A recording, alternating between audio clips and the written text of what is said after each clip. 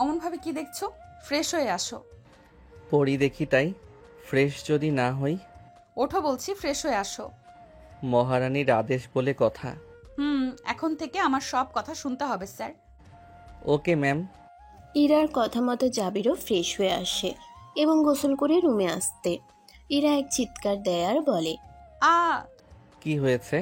এত জোরে চিৎকার দিচ্ছ, আমার কানের 12টা বাজিয়ে দিলে। তো তো তো তুমি এইভাবে কেন? তাড়াতাড়ি ড্রেস পরো। রাতে সব দেখে নিয়ে এখন লজ্জা পাইতেছো?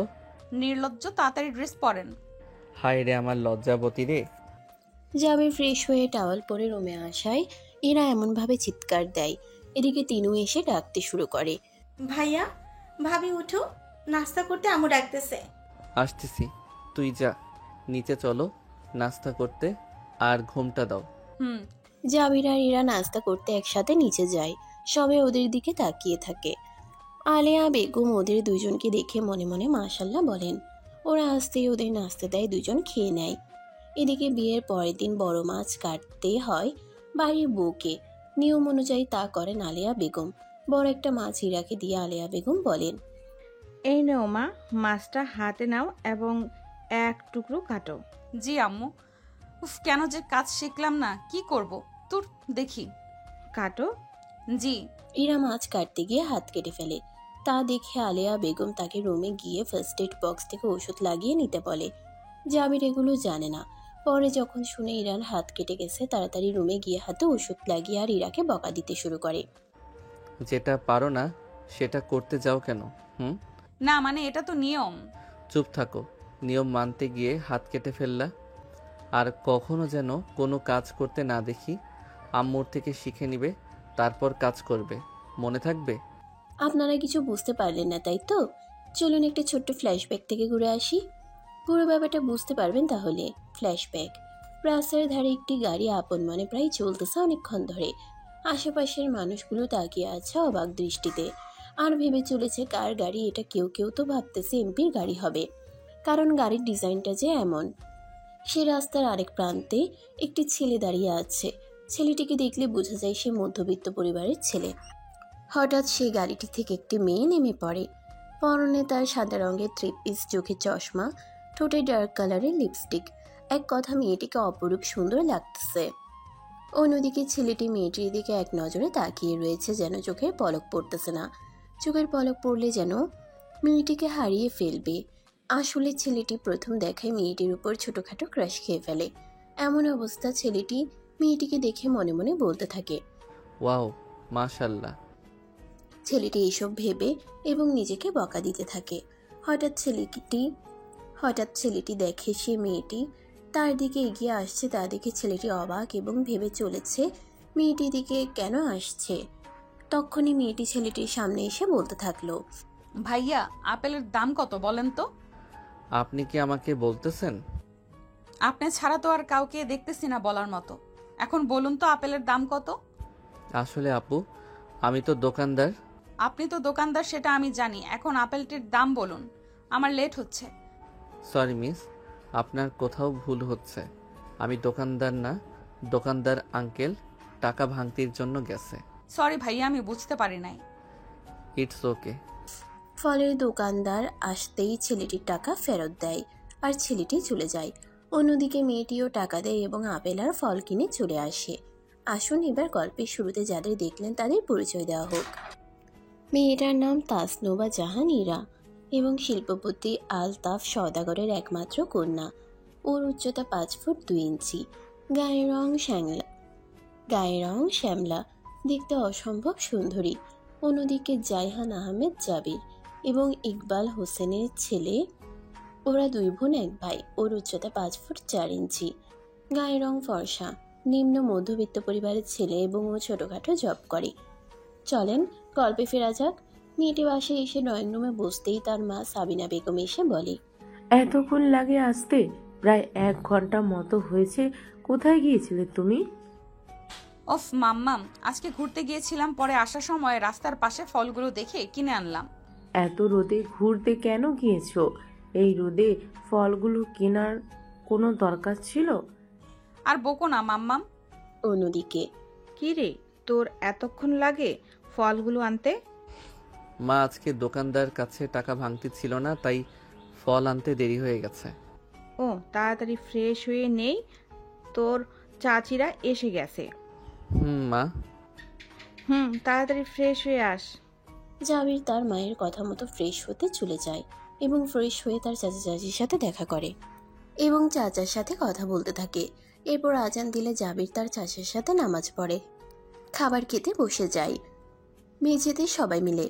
নিম্ন মধ্যবিত্ত পরিবারের ছেলে হলেও খুব শৌখিন এবং সুখী পরিবার ওরা। ওদের ঘরে সুখের কোনো কমতি নাই। অন্যদিকে ইরা খুব বড়লোক পরিবারের মেয়ে হলেও ওর মনে কোনো অহংকার নাই। সাদা সিধাভাবে চলতে ভালোবাসে সে। অন্যদের মতো টাকা থাকা সত্ত্বেও শো অফ করে না। ইরার মতে যারা এইসব শো অফ ভাব নেয় তারা বড় ফকিরনি। ইরা ফ্রেশ হয়ে নামাজ পড়ে, তার মা বাবার সাথে খাবার শেষ করে ঘুমিয়ে পড়ে। জাবির খাবার খেয়ে কিছুক্ষণ বিশ্রাম নেয় এবং আসরের আজান দিলে নামাজ পড়ে চলে যায় প্রাইভেট পড়াতে। জাবির স্টুডেন্ট, তাই সে কোনো জব খুঁজে পাচ্ছে না।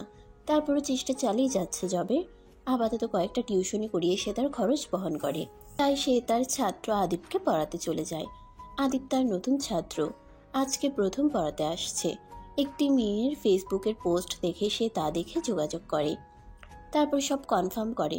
আদিব নামের ছেলেটাকে পড়াতে আসে। কলিং বেল চাপ দিলে দরজা খুলে দেয় একটা মধ্যবয়স্ক মহিলাটাকে দেখে জাবির সালাম দিয়ে বলে, আসসালামু আলাইকুম। ওয়ালাইকুম আসসালাম। কে তুমি? আমি আসলে আদিবকে পড়াতে এসেছি। ও, ভিতরে আসো। বৌমা, আদিবের স্যার আসছে, আদিবের রুম দেখিয়ে দাও। জি আম্মু। অন্যদিকে ইরা, উঠ আম্মু, আসরের নামাজের সময় চলে যাচ্ছে, নামাজ পড়বে না? আম্মু, তুমি আমাকে আরো আগে ডাকবে না? ইরা নামাজ পড়ে ওর নানুর বাড়ির জন্য রওনা দেয় এবং ইরা নানুর বাড়ি দূরে না হওয়ায় সে তাড়াতাড়ি চলে আসে। বাসার সামনে এসে কল দিলে তার নানু আমিনা বেগম দরজা খুলে দেয়। ইরা তার নানুকে জড়িয়ে ধরে। ওর মা যা দিয়েছে তা নানুকে দিয়ে ওর মামুনিকে জিজ্ঞেস করে, মামুনি, আদিব কোথায়? আদিবকে দেখতেছি না যে। আবির ওর রুমে আছে, যাও। তাহলে আমি আদিবের কাছে যাচ্ছি। অন্যদিকে তোমার নাম কি? আমার নাম আদিব স্যার। এই নাও চকলেট স্যার। চকলেট কেন দিচ্ছ আদিব? তুমি আমার স্যার না, তাই আমি আমার প্রত্যেক নতুন স্যারকে চকলেট দেই। ও, আমি চকলেট খাই না। এখন গণিত বইটা খুলো তো। আদিব শান্ত ছেলের মতো বই খুলে এবং জাবির অঙ্ক করে দেয় এবং অনেকগুলো বুঝিয়ে দেয় আদিবকে। পড়া শেষ করে বাহির হবে জাবির, সে মুহূর্তে ইরা প্রবেশ করে আর জাবির সাথে ধাক্কা খেয়ে পড়ে যায়। ইরা আগে আসতো আদিবের সাথে খেলতে, আসার সময় তার নানু ডাকার ফলে নানুর সাথে গল্প শেষ করে তারপর এসেছে। এদিকে জাবির তাকিয়ে আছে ইরার দিকে এক দৃষ্টিতে। পরক্ষণেই আদিব বলে উঠল, স্যার উঠো, আপু উঠো। আদিবের কথা শুনে দুজনে সরে যায় একে অপরের থেকে আর জাবির বলে, সরি। আসলে আমি আপনাকে খেয়াল করি নাই। এগুলো বলে ইরা মাথা উপর দিকে তুলতেই শকড খায়। জাবিরও সেম। আপনি এখানে কি করছেন? আমারও সেম কোশ্চেন। আপনি এখানে কেন? আপনি কে? আমি আদিবের মামাতো বোন। ও, আমি আদিবের স্যার। মিস, এখন আসি। মাগরিবের আজান দিচ্ছে, এখন আসি। বাই দ্য ওয়ে, আপনার নামটা কি? আমার নাম ইরা। আপনার নাম কি? আমার নাম জাবির। জাবির চলে যায়। আদিব এতক্ষণ ওদের কথা বলতে দেখে বুঝলো ওরা পরিচিত, তাই আদিব জিজ্ঞাসা করলো, ইরাপু, বল পিচ্চি। তুমি কি টিচারকে আগে থেকে চিনতে?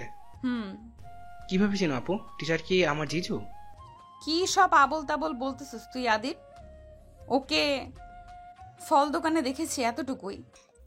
অন্যদিকে ওগো, শুনছো তুমি? বলো, কি বলবা? আমাদের তো আর কোনো সন্তান নাই, ইরা আমাদের একমাত্র মেয়ে। তো কি হয়েছে সাবু? কোনো কিছু কি হয়েছে? না গো, আমিও কাজে সারাক্ষণ ব্যস্ত থাকি, তুমিও অফিসে থাকো। দেশের যা পরিস্থিতি, মেয়েকে একা ছাড়তেও ভয় হয় এখন। তা ঠিক বলছো, চিন্তা করো না, আমাদের মেয়ের সাথে কখনো কোনো কিছু হবে না। আমি বলতে চাই, আমার মেয়ের নিরাপত্তার জন্য একটা বডিগার্ড নিয়োগ করলে কেমন হয়? তা ঠিক বলছো, আমি ইরার সাথে কথা বলে দেখবো ও কি বলে, তারপর না হয়। সাবিনা বেগম আর আলতাফ নিজেদের কথা বলা নিয়ে ব্যস্ত। দেশের যা পরিস্থিতি এখন, তাই মেয়ের কথা ওরা ভাবতে চলেছে। অন্যদিকে জাবির আদিবকে পড়ানোর পর আরও দুজনকে পড়িয়ে বাসায় গিয়ে নামাজ পড়ে নেয় এবং বোনদের জন্য নাস্তা নিয়ে আসে। আগামীকাল জাবিরের ইন্টারভিউ রয়েছে। ভাগ্যক্রমে যদি জাবিরের চাকরিটা হয়ে যায় তাকে আর পিছনে ফিরে তাকাতে হবে না। চাকরি হয়ে গেলে সে 2-1টা টিউশনি ছেড়ে দিবে। এগুলো ভাবতেছে জাবির। হঠাৎ ইরার কথা মনে পড়তে লাগলো। জাবির বিড়বিড় করে বলে উঠল, তুই শুধু আমার প্রাণেশ্বরী হবে। তোমাকে পেলে আমার এই জন্মে আর কিছু চাই না। কেন তুমি এত মায়াবী? প্রথম দেখায় তুমি আমার মনটা কেড়ে নিলে। জাবিরের বোন তিনু। জাবির এসব ভাবতেছে তখন তিনু তার ভাইয়ের কাছে আসে। এসে সে দেখতে পায় কিছুক্ষণ যাবত তার ভাই একা একা বিড়বিড় করতেছে। তা দেখে তিনু আর কিছু না বলে ভাইকে ডাকতে শুরু করে। জাবির শুনতেছে না দেখে জাবিরকে হালকার উপর একটা ধাক্কা দেয় তিনু। জাবির নড়ে চড়ে বলে, ওই তুই কি সমস্যা হয়েছে বল তিনো? কতক্ষণ ধরে ভাইয়া তোমাকে রাখতেছি, তুমি তো কথা শুনতেছো না। আর এতক্ষণ কি ভাবছো? কিছু হয়েছে তোমার? আরে বোন থাম, এতগুলো প্রশ্ন একসাথে করলে কেমনে বলবো? আমার কিছু হয় নাই। অঙ্কটা বুঝিয়ে দাও। অন্যদিকে নানুমা আসি, আমি কাল আবার আসবো। সে কি বল, তুই আমার কাছে থাক, আজকে কোথায় যাওয়া হচ্ছে না। আমার পড়াশোনা আছে অনেক, তাই যাই। অনেক রাত হয়ে গেছে, এখন যাওয়া লাগবে না, না হলে অভ্রকে ডাকবো। তাহলে আর যাচ্ছি না, অব্র ভাইকে ডাকা লাগবে না। আপু তাহলে তোমার আজকে যাওয়া হচ্ছে না? আর আপু আজকে আমি তোমার সাথে থাকবো। অব্র হলো ইরার মামাতো ভাই। সে বিবাহিত, কিন্তু খালাতো বোন সবাইকে তার কথা শুনতে হয়, কারণ অব্র সবারই বড়। তাই ইরাও তার ভাইকে ভয় পায় প্লাস শ্রদ্ধা করে। তাই নানুর কথা শুনে এরা ভয় পেয়ে আর যাওয়া সাহস করে না। এদিকে ইশারের আজান দিচ্ছে দেখে ইরা তার জন্য বরাদ্দকৃত রুমে গিয়ে অজু করে নামাজ পড়ে নেয়। অন্যদিকে জাবিরও ইশারের আজান দিলে মসজিদে চলে যায় এবং নামাজ পড়ে বাসে এসে কিছুক্ষণ তার পরিবারের সাথে গল্প করে নেয়। খাবারের সময় হলে তার মা আলেয়া বেগম ডাকলে খেতে বসে যায়। তখন আলেয়া বেগম বলে, তোর চাকরিটা হবে কবে? এভাবে আর কতদিন? মা আর একটু কষ্ট করো, কালকে ইন্টারভিউটা দেই, দেখি আল্লাহ কপালে কি রেখেছে। আর কতবার এইভাবে ইন্টারভিউ দিবি বাবা? যতক্ষণ না আল্লাহ আমাকে কোনো কাজের ব্যবস্থা না করে দেয় ততক্ষণ আমি আল্লাহর কাছে চাইতে থাকব। ইনশাল্লাহ, আল্লাহর প্রতি তোর এত বিশ্বাস, কালকে চাকরিটা হয়ে যাবে। এখন খেয়ে নে। অন্যদিকে ইরা, খেতে আসো। জি মামুনি, দাও দাও, তাড়াতাড়ি খিদে লেগেছে। এই নাও খাও। মামুনি। কি হলো? খাবাই দাও। চুপচাপ খা। আম্মু কেন খাওয়াই দিবে তোকে? মামুনি, তোমার শয়তান ছেলেকে চুপ থাকতে বলো। থাপ্পড় চিনোস? তুই কে শয়তান? তুমি দুজন চুপ থাকবি, খাবার খেতেও দুজন ঝগড়া করবি। ইরা, হা কর। ইরা আর অভ্র দুজনে একে অপরের সাথে ঝগড়া করতেছে দেখে সাজেদা বেগম এক ধমক দেয়, ফলে দুজনে চুপ হয়ে যায়। চুপচাপ খাবার খেয়ে সবাই যে যায় রুমে চলে যায়। তার রুমে গিয়ে দাঁত ব্রাশ করে মাথা আঁচড়ায় এবং ফেস ওয়াশ দিয়ে মুখ ফ্রেশ করে আসে এবং কিছুক্ষণ বারান্দায় গিয়ে দাঁড়িয়ে আকাশের দিকে তাকিয়ে চাঁদ দেখতে থাকে। ইরার সবচেয়ে পছন্দ হচ্ছে রাতের বেলা জ্যোৎস্না এবং চাঁদ দেখাটা। চাঁদ দেখতে দেখতে ইরার হঠাৎ করে জাবিরের সাথে ঘটে যাওয়া মুহূর্তগুলো মনে হতে থাকে এবং আনমনে হেসে বলে, জাবির, আপনার সাথে দেখা হয়েছে আজ এবং কিভাবে আপনার সাথে ধাক্কা খাই এবং এখন আবার ভাবনাতেও আনতেছেন আপনি। ইরা এসব উল্টোপাল্টা কল্পনা করতেছে। পরে রুমে চলে আসে, ঘুমিয়ে পড়ে। এভাবে তার মাঝে কিছুদিন কেটে যায়।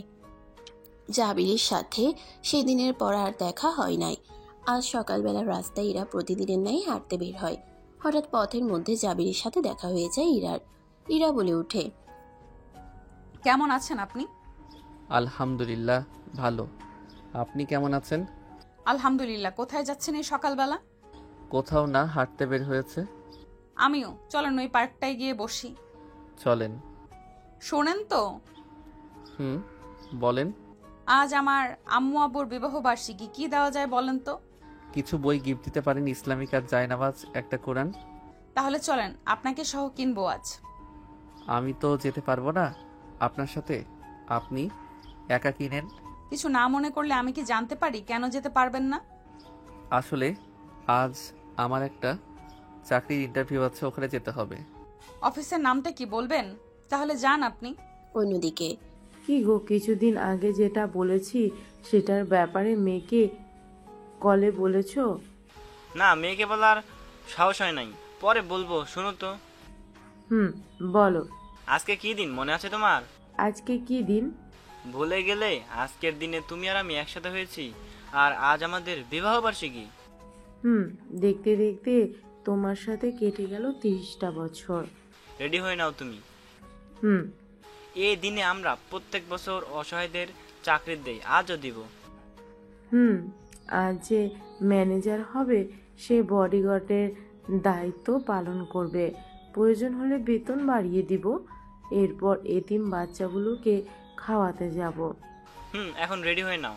10টা বাজলে সাবিনা বেগম এবং আলতাফ সওদাগর রেডি হয়ে অফিসে যায় তাদের বিবাহ বার্ষিকী উপলক্ষে। অন্যদিকে ইরা যে জাবিরের সাথে কথা বলে এসেছে, এরপর মা বাবার বিবাহ বার্ষিকী উপলক্ষে গিফট কিনতে চলে যায়। গিফট কিনে সে অফিসে যাবে। এদিকে জাবিরের ইন্টারভিউ থাকায় 9টা 40-এই বেরিয়ে পড়ে এবং অফিসে গিয়ে পৌঁছাতে তার 10টা 40 হয়ে যায়। তাই তাড়াতাড়ি গিয়ে অফিসের বাইরে বসে থাকে। একে একে সকলের ইন্টারভিউ নেওয়া শেষ হলে জাবিরকে ডাকা হয়। জাবির অফিসের বাইরে দাঁড়িয়ে মনে মনে বলতে থাকে, আল্লাহুম্মা ইন্নী আসালুকা মিন ফাদলিক, হে আল্লাহ, আপনি আমার ভাগ্য খুলে দিন। জাবির এরপর অনুমতি নিয়ে কেবিনে প্রবেশ করে এবং সালাম দেয় আলতাফ এবং সাবিনা বেগম। সালামের উত্তর নেয় এবং সাবিনা বেগম বলেন, তোমার চাকরিটা হয়ে গেছে, আগামীকাল থেকে অ্যাক্টিভ থাকবে এবং আজ থেকে তুমি এই অফিসের ম্যানেজার, সাথে বডিগার্ড আমার মেয়ের। ম্যাম। আর কাজ না বুঝলে আমার মেয়ে তোমার বস, সে এসে বুঝিয়ে দিবে সব কিছুক্ষণ পর আসবে সে। জাবির আর সাবিনা বেগম কথা বলতেছেন। আলতাফ সওদাগর তার বইয়ের পাশে চুপচাপ বসে রয়ে তাদের কথা শুনেন। তখন তাদের মেয়ে তাসনুবা জাহান ইরা এসে বাবাকে সালাম দিয়ে বলেন, আসসালামু আলাইকুম আব্বু আম্মু, happy anniversary day. Thank you মামুনি, বসো এখানে। আম্মু, এই নাও তোমাদের জন্য ছোট্ট গিফট আমার তরফ থেকে। জায়াকাল্লাহ খৈর। শুক্রিয়া মা, ওর সাথে পরিচয় হোক। ও আমাদের অফিসের নিউ ম্যানেজার এবং তোমার পার্সোনাল বডিগার্ড। আজ থেকে ওর নাম জাবির আহমদ। জি আম্মু, আমি পরিচিত হব। তাহলে আমরা এখন আসি, বাসায় চলে আসিও। জি আম্মু। সাবিনা এবং আলতাফ ইন্টারভিউ শেষ করে বাচ্চাদের জন্য কিনে রাখা জামাগুলো এবং কিছু খাবার নিয়ে এতিমখানায় নিয়ে যায়। এতিমখানার নাম তাসনুবা জাহান, তাদের মেয়ের নাম। তাদের আর সন্তান নাই, এই জন্য এরা একমাত্র সন্তান, তাই সবকিছু ইরার নামে। অন্যদিকে সাবিনা আর আলতাফ যাওয়ার পরে ইরা জাবিরকে সব বুঝিয়ে দেয়। জাবির তো অবাক হচ্ছে ইরাকে এখানে দেখে। সে কল্পনাও করে না ইরাকে দেখবে আজ এখানে। জাবিরের ভাবনার মাঝে ইরা ডেকে উঠল কয়েকবার। তারপর ইরা ভাবতে থাকে। তারপর ইরা আবার ডাকতেই, এই যে শুনছেন জাবির সাহেব? জি জি বলুন ম্যাম। এতক্ষণ কই ছিলেন? সরি ম্যাম, আসলে খেয়াল করি নাই। ইটস ওকে, যা বলছি তা বুঝছেন? জি ম্যাম। এখন আসতে পারেন। তবে একটা প্রশ্ন ছিল ম্যাম। এটা অফিস জাবির সাহেব, এখানে কোনো প্রশ্ন করবেন না, অফিস শেষ হওয়ার পর। জি ম্যাম, সরি। অন্যদিকে আজকে অফিসের ছেলেটা খুব ভালো, তাই না? তা হঠাৎ এই কথা বলতেছো যে? না, ছেলেটাকে দেখে খুব মায়া লাগছে। এইরকম একটা ছেলে যদি আমাদের থাকতো তাহলে আমাদের ব্যবসাও করতো। তা ঠিক, তবে আমাদের মেয়ে কম কিসে? ইতিমধ্যে ইরা অফিসের কিছু ফাইল জাবিরকে দিয়েছে সলভ করতে। সেগুলো কিছু সলভ করতে টিফিন টাইম দেয়। তখন জাবির কাজ করতে ব্যস্ত ছিল। অন্যদিকে ইরা জাবিরের রুমে নক করে এবং জাবির আসতে বললে আসে। ইরা কেবিনে আসতেই জাবির তাকে সম্মান দেয়। তখন ইরা জাবিরকে নিয়ে একসাথে ক্যান্টিনে যায়। জাবির যেতে চাচ্ছিল না, তবে শেষমেশ বাধ্য হয়ে যায়। ক্যান্টিনে ইরা আর জাবিরকে একসাথে আসতে দেখে সবাই অবাক চোখে তাকিয়ে আছে। কেউ কেউ সমালোচনা করতেছে। জাবির আর ইরা বসতেই ক্যান্টিনে ওরা যাতে ওদের কথা না শুনে তাই সবাই চুপ হয়ে যায়। ইরা কিছু খাবার অর্ডার দেয় এবং দোকানদার খাবার দিয়ে যায়। ওদের ইরা খেতে শুরু করলো খাবার। জাবির নিতেছে না দেখে জাবিরের উদ্দেশ্যে বলে উঠল ইরা, কি হলো, আপনি খাচ্ছেন না যে? না, এমনি। এত ভনিতা না করে খেয়ে নিন। হুম। শোনেন, অফিস শেষ হওয়ার পর দাঁড়াবেন, আমি আপনাকে পৌঁছে দিব। জি ম্যাম। অন্যদিকে মা, আজকের বান্ধবী কত সুন্দর একটা ড্রেস কিনেছে, আমাকে কিনে দাও ওরকম দেখতে। এখন টাকা নাই, আর আমরা মধ্যবিত্ত, ওদের মতো এত দামি ড্রেস কেনার সামর্থ্য আমাদের নেই। ও মা, ভাইয়া কই? ভাইকে বলো, ভাই কিনে দিবে। তোর ভাইয়ার কাছে এখন টাকা নাই, মাত্র চাকরি হলো। আমি জানি না, আমার ওই ড্রেসটা লাগবে, আমার চাই এই ড্রেসটা। কতবার বললাম এখন টাকা নাই, এত দামি ড্রেস কেনার সামর্থ্য আমাদের নাই, কেন বুঝোস না তুই? আর কিছু লাগবে না, আমার চাইবো না আর কখনো কিছু। তিনও তার বান্ধবীর পরনে নতুন ড্রেস পরা দেখে সেম কিনে দিতে মাকে বলে, কিন্তু টাকা না থাকার কারণে কিনতে পারবে না। আলেয়া বেগমের স্বামী গত হয়েছেন কয়েক বছর আগে, সেই থেকে জাবির সব দেখতেছে, তাই ছেলেটার কষ্টের কথা ভেবে বোঝানোর চেষ্টা করছেন মেয়েকে, কিন্তু বারবার বলার পরও বুঝে না তিনু। তাই আলেয়া বেগম মেয়েকে ঠাস ঠাস করে কয়েকটা চড় লাগিয়ে দেয়। তিনু কাঁদতে কাঁদতে রুমে চলে যায়। তিনু চলে যাওয়ার পর আলেয়াও কেঁদে দেন। বিনু এতক্ষণ মা বোনের কথা শুনছে আর চুপচাপ কাঁদতেছে। ওদের ভাগ্যটা এমন, ওদের কিছু করার নাই তাই। অন্যদিকে 4টা বেজে যাওয়ার কারণে জাবিরের অফিস শেষ হয়ে যায়। ইরার কথা মতো বাহিরে জাবির দাঁড়িয়ে থাকে। ইরা আসলে জাবিরকে নিয়ে গাড়িতে ওঠে। আপন মনে গাড়ি চলতে শুরু করলো। তখন জাবির ইরাকে বলে, আপনাকে প্রশ্ন করতে পারি ম্যাম একটা? এখন আমি তোমার ম্যাম না, এখন আমি তোমার ফ্রেন্ড, যা বলার বলো। সকালে তোমাকে বললাম না আমি একটা অফিসে ইন্টারভিউ দিব, তাহলে তুমি অফিসের নাম শুনে বললে না কেন এটা তোমাদের অফিস? সারপ্রাইজ ছিল, জাবির তা আদিবকে পড়াতে যাবেন। এইবার কোন দিকে যাব, ডানে না বামে আপনার বাসা? ডানে। জাবিরকে বাসার সামনে নামিয়ে দিয়ে চলে যায় ইরা বাই বলে। জাবির রুমে গিয়ে ফ্রেশ হয়ে নেয়। জাবিরের মা আলেয়া খাবার এনে দেয় ছেলেকে। জাবির খাবার খেতে খেতে জিজ্ঞাসা করে, মা তিনবিনু কই? ওরা খেয়েছে? ওদের দেখতেছি না যে। আছে রুমে, ওরা ওদের। ওর টেবিলের উপর চকলেট রেখেছি, ওদের দেই। ও আমি নামাজ প্রাইভেট পড়াতে যাচ্ছি, ওদের দিও। অন্যদিকে জাবির সাহেব একদিনের পরিচয়, আপনি যে আমার মনে জায়গা করে নিয়েছেন কিভাবে বোঝাবো আপনাকে? কিরে, এত রাতে বারান্দায় দাঁড়িয়ে আছিস কেন? মা ভালো লাগছে না, কিরকম যেন লাগতেছে। সে কিরে, কেমন লাগতেছে তোর কাছে? বস তো কই, জ্বর তো নাই? ও মা, এত চিন্তা করো না তো, ঠিক আছে, ঘুমালে ঠিক হয়ে যাবে। তো কিছুক্ষণ রেস্ট নে। সাবিনা বেগম কিছুক্ষণ রেস্ট নিতে বলে চলে যান। সাবিনা বেগম চলে যেতে ইরা বিছানায় শুয়ে শুয়ে ভাবনাতে ডুব দেয়। ভাবতে ভাবতে এক পর্যায়ে ঘুমিয়ে যায়। অন্যদিকে জাবির আদিবকে পড়ানো শেষ করে, আর দুজনকে পড়িয়ে আর পড়াবে না বলে চলে আসে। বাসায় এসে ফ্রেশ হয়ে নামাজ আদায় করে নেয়। রুমে আসার সময় জাবির বলে দিতেছে বিরক্ত না করতে তাকে, তাই কেউ আর বিরক্ত করে নাই তাকে। ইরা ঘুম থেকে উঠে দেখে 10টা বাজে, তাই ইশারের নামাজটা সে পড়ে নেয়। ইশারের নামাজ শেষ করতেই সাবিনা বেগম খাবার খেতে ডেকে যান। ইরা খাবার খেয়ে রুমে আসে। বিকেলবেলা ঘুমানোর কারণে তার এখন ঘুম আসবে না, হাজার চেষ্টা করলেও। তাই বারান্দায় আকাশের চাঁদ দেখতে থাকে ইরা। তারপর রুম থেকে গিটার এনে বারান্দার এক কোনায় বসে গান গাইতে লাগে মন থেকে। যদি বারে বারে এক কিশোরে প্রেম তোমায় কাঁদায়, তবে প্রেমিকা কোথায় আর প্রেমী বা কোথায়? যদি দিশে হারা ইশারাতে প্রেমী ডেকে যায়, তবে ইশারা কোথায় আর আশারা কোথায়? অন্যদিকে খাবার খেতে আয়। কয়টা বাজে খেয়াল আছে তোর? ঘুমাবি না? খাই, সকালে অফিস আছে তোর। আম্মু। কি হয়েছে, মাথা ব্যথা করতেছে তোর বাবা?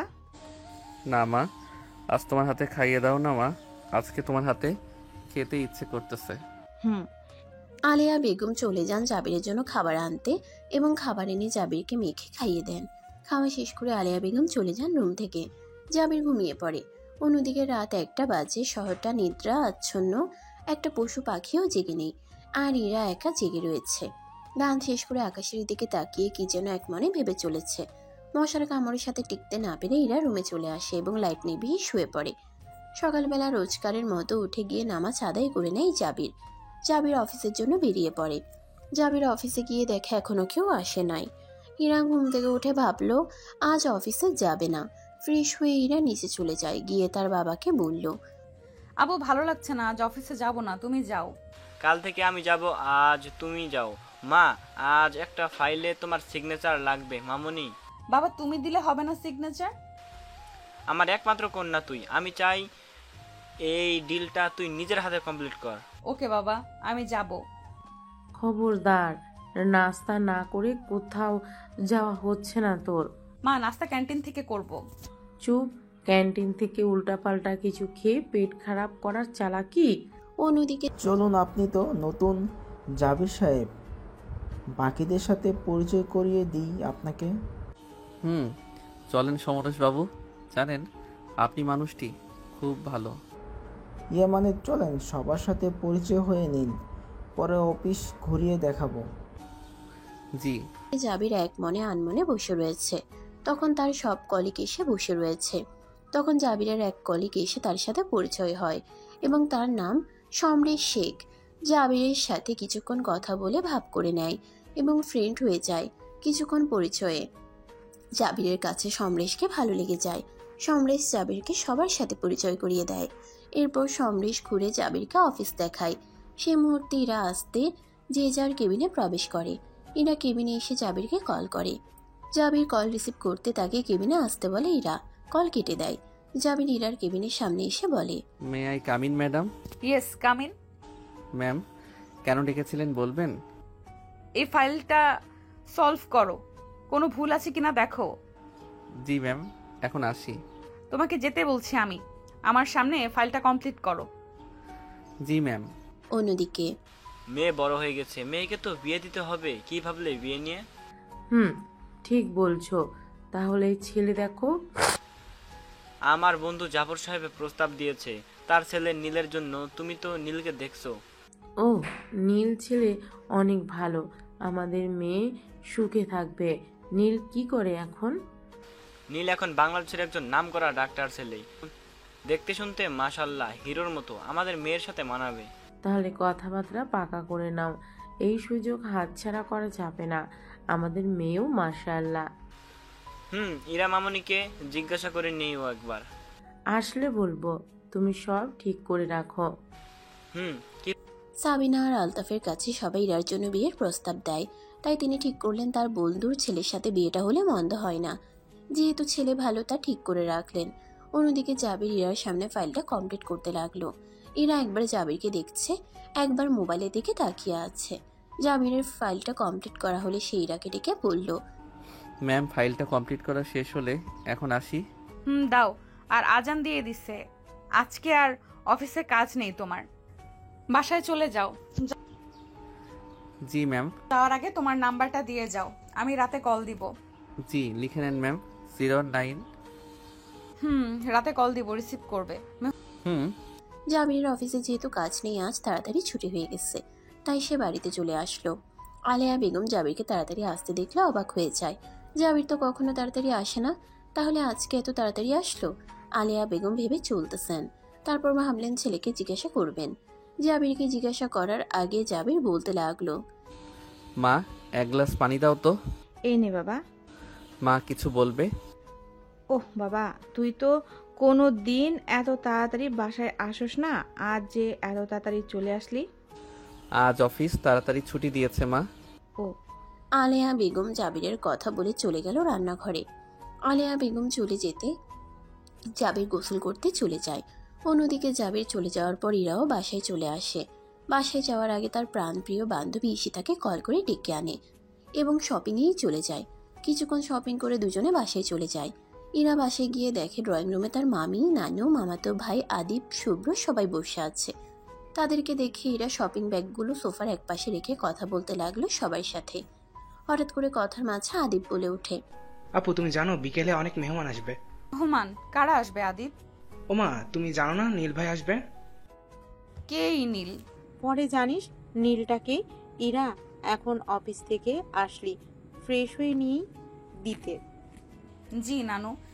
অন্যদিকে আজ বিকেলে এই ঠিকানা জেনে যাও। এটা কোথায় বাবা, আর কার ঠিকানা? তোমার আলতাফ আঙ্কেলের বাসা, তোমার আলতাফ আঙ্কেলের মেয়ে ইরার। ইরার কি বাবা? ইরাকে দেখতে যাব, মেয়ে পছন্দ হলে আংটি পরিয়ে আসবো। বাবা আমি যেতে পারবো না, ওই পিচ্চিকে কিনা আমি বিয়ে করব। কি মনে হয় তোমার? আমি কথা দিয়ে দিয়েছি, এখন তোমাকে যেতে হবে, এই বিয়ে হবে। অসম্ভব বাবা। কাউকে পছন্দ করো, পছন্দ থাকলে বলো, আমরা নিষেধ করে দেবো। হ্যাঁ বাবা, আমি একজনকে ভালোবাসি, আর কিছুদিন সময় দাও, ওকে নিয়ে আসবো। তবে মেয়ে যদি না আনতে পারো তাহলে ইরাকে বিয়ে করতে হবে। ওকে। নীল তার বাবার উপর রাগ করে বাসা থেকে চলে যায় হসপিটালে তার কেবিনে। যেহেতু সে একজন ডাক্তার, জাফর সাহেব ঠিক করেছিলেন তার ছেলে নীলকে বিয়ে করাবেন তার বন্ধুর মেয়ে ইরাকে। কিন্তু নীল তাতে রাজি নাই, কারণ নীলের পছন্দ আছে, বলতে গেলে সে ভালোবাসে। পরে জানবেন। অন্যদিকে ইরা ফ্রেশ হয়ে খাবার খেয়ে কিছুক্ষণ ঘুমালে আসরের আজান দিলে তার মা তাকে ডেকে নেয়। ইরা ঘুম থেকে উঠে নামাজ পড়ে উঠলে ইরার মা সাবিনা বেগম তাকে একটা শাড়ি দিয়ে বলেন, শাড়িটা পরে রেডি হয়ে নাও ইরা। এইসবের মানে কি? আমি শাড়ি কেন পরবো? তোমাকে আজকে দেখতে আসবে ছেলে পক্ষ। কি সব বলছো আম্মু? তুমি ঠিক আছো তো? আমি ঠিক আছি, আমি আর তোমার বাবা মিলে সব ঠিক করেছি। মা আমি এখন বিয়ে করতে চাই না। দেখতে আসলে বিয়ে হয় না, ছেলের পছন্দ হতে হবে তো। যাও, আমি রেডি হয়ে আসছি। অন্যদিকে তিনু জি ভাইয়া। আমার পড়ার টেবিল গুছিয়েছে কে? বিনু মনে হয়। বিনু? জি ভাইয়া। এখানে একটা ফাইল ছিল, ফাইলটা কই? ওই যে। দুইজনে যা এখন। টেবিলের উপর জরুরি একটা ফাইল থাকে। জাবির খুঁজে না পেয়ে তার বন্ধুটাকে ডেকে কিছুক্ষণ বকাচকা করে এবং পরবর্তীতে তা তিনও দেখিয়ে দেয়। অন্যদিকে জাফর সাহেব এবং তার বউ নীলাশা সহ আসেন। নীলকে আনতে পারেন নাই, তা ঠিক করলেন আপাতত তারা যাই দেখে আসবেন। ঠিক তা করলেন। তারা আসতেই সবাই তাদের নাস্তা দেয়। তার কিছুক্ষণ পর ইরাকে নিয়ে আসে। ইরা তাদের সালাম দেয়। জাফর এবং নীলাশা সালামের উত্তর দিয়ে ইরাকে বসতে বলেন। ইরার ইচ্ছে না থাকা সত্ত্বেও সব মেনে নিয়েছে। এরপর ইরা রুমে চলে আসে তার। জাফর আর নীলা পরে জানাবে বলে চলে আসেন। এদিকে নীল তার প্রিয় মানুষের সাথে কথা বলতে ব্যস্ত। নীলের ভালোবাসার মানুষটির নাম হলো নীরা, যার সাথে 5 বছরের রিলেশন তার। ফেসবুক থেকে পরিচয়। কথা বলার এক পর্যায়ে নীল বলল, নীরা শোনো, একটা কথা বলবো, মনোযোগ দিয়ে শুনবে। বলো তুমি। বাবা তার বন্ধুর মেয়ের সাথে আমার বিয়ে কথা বলতেছেন, কিন্তু আমি তোমার কথা বলেছি। এখন কি করব বলো। কয়েকদিন পর আমি কল করলে তুমি শাড়ি পরে আমার অফিসে আসবে, আর তোমাকে আমার বাসায় নিয়ে যাব। অন্যদিকে রাত হয়ে যাওয়ায় জাবির মাত্র রুমে আসলো। সে মুহূর্তে তার ফোনটা বেজে উঠল। কল রিসিভ করে হ্যালো, আসসালামু আলাইকুম। ওই পাশ থেকে মেয়েলি কণ্ঠে কেউ একজন বলে উঠল, ওয়ালাইকুম আসসালাম। কেমন আছেন আপনি? ভয়েস শুনে বোঝা যাচ্ছে অনেক মিষ্টি কণ্ঠ। যে কোনো ছেলে অবাক হবে প্রথম শুনলে। জাবির অবাক হয় প্রথমে, তারপর উত্তর দেয়, আলহামদুলিল্লাহ ভালো, বাট আপনি কে? আপনাকে তো চিনলাম না। আমি ইরা, আপাতত আপনার ফ্রেন্ড, অফিসে আপনার বস। কেমন আছেন ম্যাম? আলহামদুলিল্লাহ ভালো। আপনি যদি কিছু মনে না করেন, আপনাকে ব্যক্তিগত একটা প্রশ্ন করতে পারি? অবশ্যই, কেন নয়। আপনার কণ্ঠ শুনে তো মোবাইলে আমি আরো ফিদা হয়ে গেলাম ম্যাম। আপনি কি কাউকে পছন্দ করেন বা ভালোবাসেন? না, হঠাৎ এই প্রশ্ন ম্যাম? না এমনি, আর ম্যাম বলবে না, ইরা বলবে, ঠিক আছে? এখন রাখি। আপনার পছন্দের কেউ নেই ভাবতে কত ভালো লাগছে। নীল আর নীরা নিজেদের কথা বলা শেষ করলো। অন্যদিকে জাবিরের সাথে এরা কথা বলে শেষ করলো, আর সবাই ঘুমিয়ে পড়ে। রাতের বেলা তাই এভাবে প্রায় 1 মাস কেটে যায়। নীল নীরাকে নিয়ে গেলে সবাই পছন্দ হয় এবং নীল আর নীরার বিয়ে ঠিক হয়। ইরার পরিবারকে নীলের পছন্দের কথা জানানো হলে সাবিনা আলতাফও আর কিছু বলে না। এদিকে ইরা আর জাবিরের সম্পর্কটা গভীর থেকে গভীর হয়। এখন ওদের একে অপরের সাথে কথা না বললে ভালো লাগে না। জাবির ইরাকে ছাড়া কিছু বুঝে না, ইরাও জাবিরকে ছাড়া কিছুই বুঝে না। একজন একজনকে না দেখলে ভালো লাগে না। ইরা কল করে জাবিরকে আজ শুক্রবার, তাই অফিস বন্ধ রয়েছে। জামিরের ফোনে রিং বাজতেই জামির ফোন হাতে নিতেই দেখে ইরা কল করছে, তাই সাথে কল রিসিভ করে জাবির। জাবির কল রিসিভ করতেই ওপাশ থেকে ইরা বলে উঠল, আসসালামু আলাইকুম, কেমন আছো? ওয়ালাইকুম আসসালাম, আলহামদুলিল্লাহ ভালো আছি। তুমি কেমন আছো? আলহামদুলিল্লাহ। কি করো? কিছু না, তুমি? সেম। ফ্রি আছো? ফ্রি থাকলে বিকেলে দেখা করবে, তোমাকে নিয়ে এক জায়গায় যাব। কই যাবে? পার্কে যাব স্যার, আপনাকে নিয়ে। ঘুরতে যাবেন না আমার সাথে? যাব ম্যাম। অন্যদিকে জানো নীল, ভাবতে অবাক লাগে তুমি আমার হবে সারা জীবনের জন্য। অবশেষে 5 বছর পর তোমাকে পাবো আমি আমার করে। আমার কি যে আনন্দ লাগছে। আমাদের বন্ধনটা যেন সারা জীবন এইভাবে থাকে। থাকবেই। চলো কফি শপে এখন। নীরা আর নীল কফি শপে গিয়ে বসলো এবং কফি অর্ডার দিতেই একজন সার্ভেন্ট দিয়ে যায়।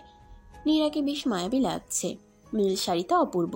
তারা বসে বসে কফি খেতে লাগলো আর গল্প করতে লাগলো। আজ নীরাকে কেউ দেখলে বলবে মাশাল্লাহ। এদিকে নীল কফিতে একবার চুমুক দেয়, একবার নীরার দিকে তাকায়।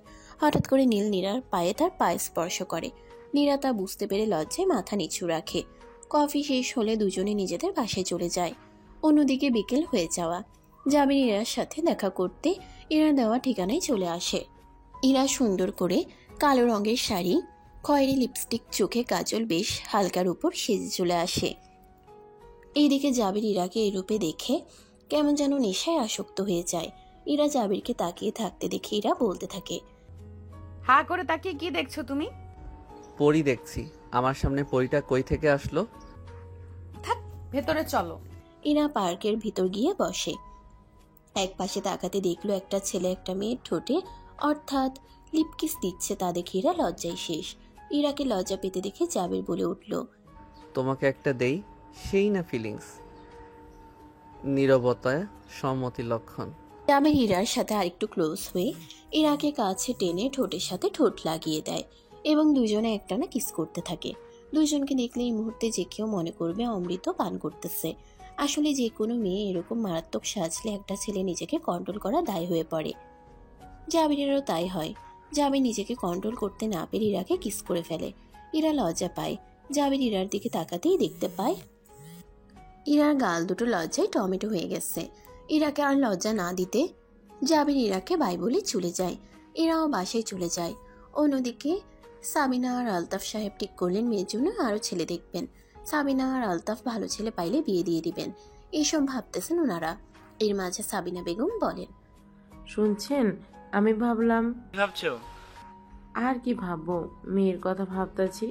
আচ্ছা, আমার বান্ধবীর ছেলে জাবির, ওর সাথে বিয়ে দিলে কেমন হয়?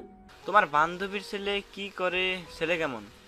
ছেলে মাশাআল্লাহ সুন্দর, এখন জব করে, আর্থিক অবস্থা একটু দুর্বল, তবে আমাদের মেয়ে ভালো থাকবে। তাহলে কল করে কথা বলে নাও। আচ্ছা।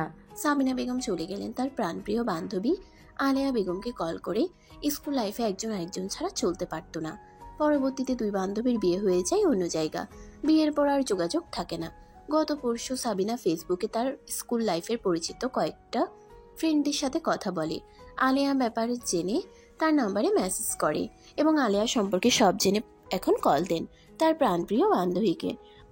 অন্যদিকে অনেকক্ষণ রিং বাজার পর অপাশ থেকে কল রিসিভ হলে সাবিনা বলে, আসসালামু আলাইকুম, এটা কি আলেয়ার নাম্বার? ওয়ালাইকুম আসসালাম। আমি আলেয়া, বাট আপনি কে? আলেয়া, আমি তোর স্কুল লাইফের বান্ধবী সাবিনা। কেমন আছোস তুই? অনেক দিন পর। কিছুক্ষণ সাবিনা আলেয়া দুই বান্ধবী কথা বলার পর সাবিনা বলে, তোর সাথে আমার জরুরি কথা আছে। আশেপাশে কেউ আছে? না, কি কথা বল। তোর একটা ছেলে আছে না, সে কি করে? একটা অফিসের ম্যানেজার এবং বডিগার্ড। ভালো তো, আমি কিভাবে বলবো, তোকে বলতে পারতেছি না। একদিন আমার বাসায় আয়। কি কথা বল, বললে তো হলো।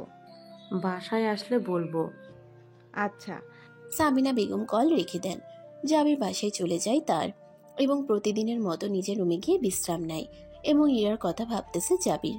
অন্যদিকে ইরা বাসায় এসে ভেবে চলছে জাবির তার সাথে কি করলো এটা। ইরা ভাবতেই পারতেছে না যে জাবির ওর সাথে এটা করছে। এগুলো ভাবছে, নিজে নিজে হাসছে আর পাগলামি করতেছে। যেহেতু ওর রুমে দরজা দিয়ে দিচ্ছে, তাই কেউ এখন ওর পাগলামিগুলো দেখতেছে না। নির্ঘাত কেউ যদি এখন ওর পাগলামিগুলো দেখতো তাহলে হেসে গড়াগড়ি খাইতো। ইরা পাগলামি করে ক্লান্ত হয়ে পড়ার পর বসে বসে জাবিরকে নিয়ে কল্পনা করতে করতে নিজে নিজে গান গাইতে শুরু করলো ইরা। আমার হৃদয়ে যেন বান ভাসি হয় তোমার স্রোতের টানে, আমি তোমার কাছে যাব যাব একলা থাকার দিনে, তুমি হাতটা শুধু ধরো, আমি হব না আর কারো, তুমি হাতটা শুধু ধরো, আমি হব না আর কারো, তোমার স্বপ্নগুলো আমার চোখে হচ্ছে জড়ো সরো। ইরা নিজ মতো গান গাওয়া শেষ করতেই সে শুনে তার আম্মু সাবিনা বেগম তাকে ডেকে চলেছে। এতক্ষণ ইরা গান গাওয়ায় এত ব্যস্ত ছিল যে শাড়ি চেঞ্জ করতে ভুলে যায়। সাবিনা বেগম ডাকার ফলে দরজা খুলে দিয়ে ইরা বলে, কি হয়েছে আম্মু, কোনো সমস্যা? সে কখন আসলি? কিছুক্ষণ পর এসরের আজান দিবে। এতক্ষণ রুমে কি করছিস? কিছু না আম্মু, ভালো লাগছে না। ঈশিতার সাথে ঘুরে এখন মাথা ব্যথা করছে, তাই শুয়ে আছিলাম। যা, শাড়িটা চেঞ্জ করে ফ্রেশ হয়ে খেতে আয়। বিকালে কি না কি খেয়েছিস কে জানে। আচ্ছা। ইরা ফ্রেশ হয়ে খেতে চলে যায়। সাবিনা বেগম মেয়েকে যত্ন করে খাবার খাইয়ে দেয়। খাবার শেষ হওয়ার পর ইশারের আজান দিলে ইরা চলে যায় নামাজ পড়তে। অন্যদিকে যাবে শোয়া থেকে উঠে নামাজ আদায় করে নেয় এবং কিছুক্ষণ মোবাইল চালু করে ইরাকে কল দেয়। 2 বার কল করার পর যখন ইরা কল রিসিভ করছে না দেখে আর কল দেয় না। বারান্দায় চলে আসে এক মনে আকাশ দেখতে থাকে। আকাশের দিকে তাকিয়ে জাবির বলতে থাকে মনে মনে, তুমি আমার জীবনে না আসলে কি ক্ষতি হতো? কি এত জাদু করেছো তুমি আমাকে? তোমার কথা কোনোভাবে আমার মন থেকে সরাতে পারতেছি না কেন? এত ভাবনাতেই আসো। এইসব এক মনেই বলতে থাকলো জাবির। এভাবে আরো 2 দিন কেটে যায়। জাবির প্রতিদিনের ন্যায় অফিসে বসে কাজ করতে লাগলো। আগামীকাল একটা মিটিং আছে, তাই প্রেজেন্টেশন করতে হবে সেখানে, তাই তার প্রিপারেশন নিচ্ছে বসে। অন্যদিকে এরা প্রতিদিনের মতো অফিসে বসে কাজ শুরু করলো। কিছুক্ষণ পরে জাবিরকে ডেকে আনে। জাবির ভেতরে বসে এবং কিছুক্ষণ কথা বলে।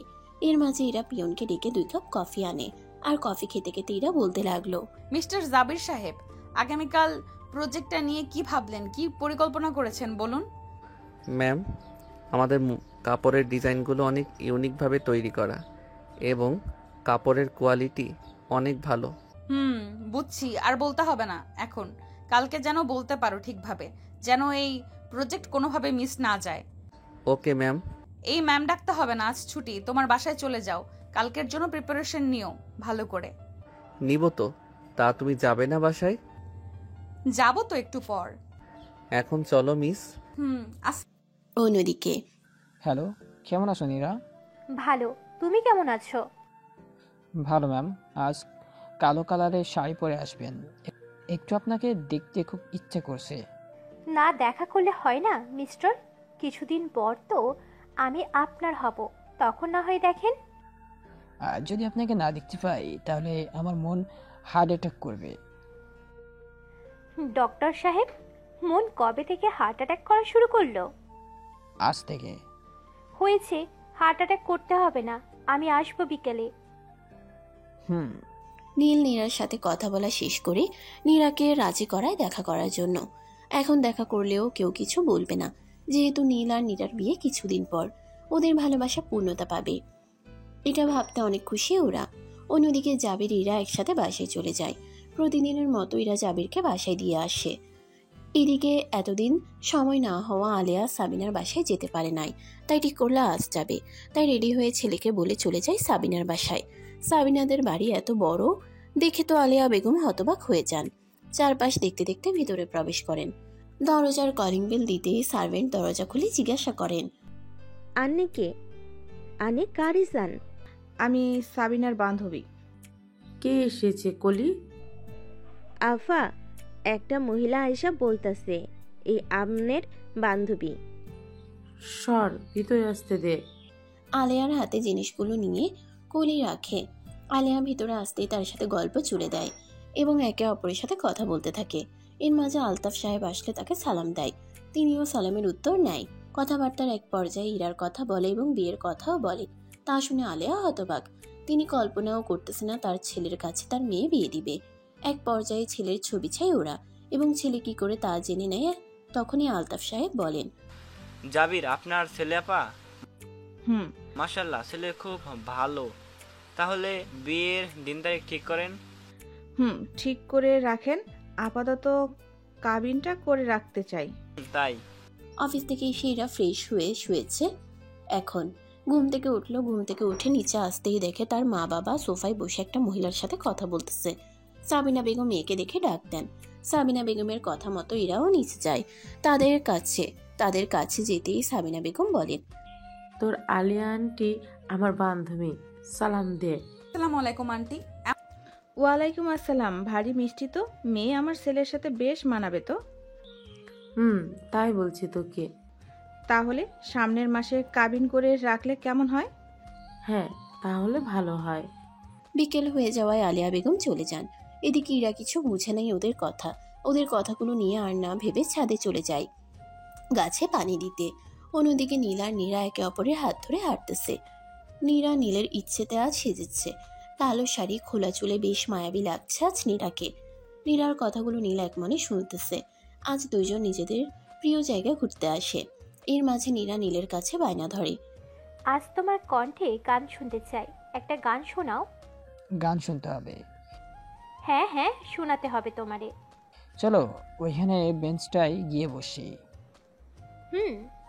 একটা প্রেমের গান লিখেছি আর তাতে তোর নাম লিখেছি, মাঝরাতে বদনাম হয়েছে মন, যেই না চোখের ইচ্ছে হলো তোর পাড়াতে থাকতে গেল, ডাক নামে তোর ডাকতে গেল এই মন। নীরা এক ধ্যানে গান উপভোগ করতে লাগলো আর নীলের দিকে তাকিয়ে রয়েছে। আশেপাশে মানুষ জমে গেছে গান শুনতে, কেউ কেউ তো ভিডিও করতেছে। গান শেষ হলে দুজনে বাসায় চলে যায়। অন্যদিকে এরা সন্ধ্যা হয়ে যাওয়ায় ছাদ থেকে চলে এসে ফেসবুকে গল্প করতে লাগলো। এর মাঝে জাবির কত মেসেজ কত কল দিল তার কোনো খেয়াল নাই। ইরার গল্প শেষ করে সে এমতো আসতেই দেখতে পেল জাবিরের অনেক মেসেজ। এবার জাবিরকে সে কল করতে লাগলো। জাবির কল রিসিভ করছে 10 বার কল দেওয়ার পর। জাবির রিসিভ করে, কে আপনি কল দেন এতবার? এমন করছো কেন? সরি আসলে খেয়াল ছিল না। কি জন্য সরি বলছেন? আপনি আপনি তো কিছু করেন নাই। সরি, আমি গল্প পড়ছি তাই খেয়াল করি নাই, সরি। আর যেন কখনো এইরকম ভুল না হয়, মনে থাকবে। ভিডিও কল দাও। ইরা ভিডিও কল দেয় জাবিরকে। জাবির ভিডিও কল রিসিভ করে কিছুক্ষণ কথা বলে তারপর বলতে থাকে, ওড়না কই তোমার? আছে তো ওড়না বুকে নাও নেই কেন? গলার তিলটা থাকো।